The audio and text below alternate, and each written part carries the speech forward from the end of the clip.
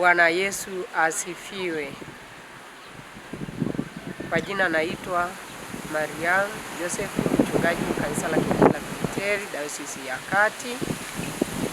Ninafanya kazi ya utawala bora na haki ya jinsia kwa mkoa wetu wa Singida, wilaya ya Mkalama, wilaya ya Ikungi, wilaya ya Singida DC na wilaya ya Manyoni. Na leo tuko mahali hapa usharika huu wa KKT Nazareti, tukiwa na mkusanyiko wa viongozi wa dini mbalimbali ambao wanasimamia wilaya hizo, na tuna mafunzo elekezi juu yao yanayosaidia kuondokana na ukatili. Na mafunzo haya yanasimamiwa na kanisa letu la Kiinjili la Kilutheri Tanzania kutoka makao makuu ya kanisa Arusha.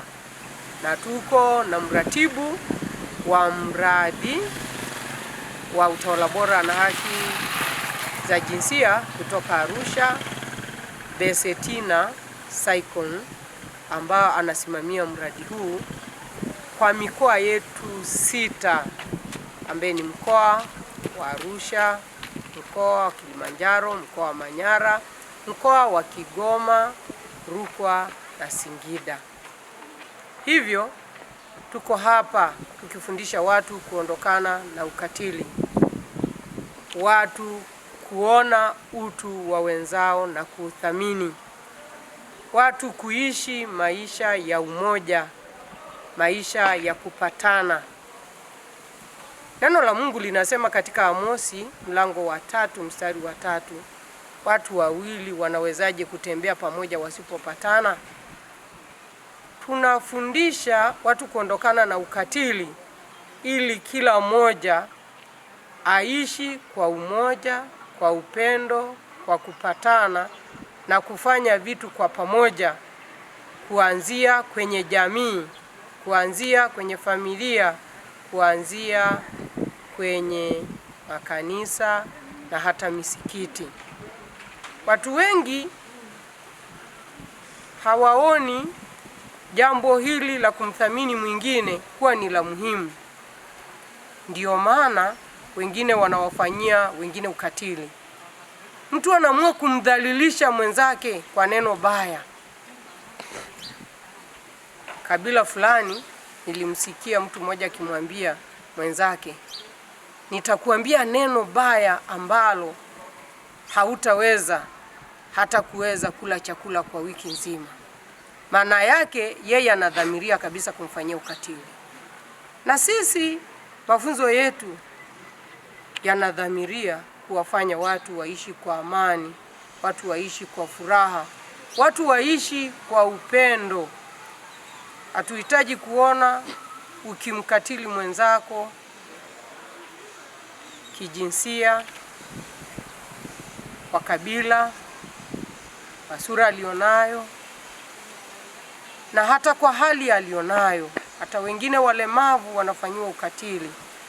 Hatuhitaji hivyo, bali tunatamani kuona kila mmoja anamfanyia mwenzake haki, anampenda, anamheshimu, anamthamini na kumuona ni wa thamani, na kumuona anaweza kufanya kitu kikubwa. Kila mmoja ana mchango wake katika jamii.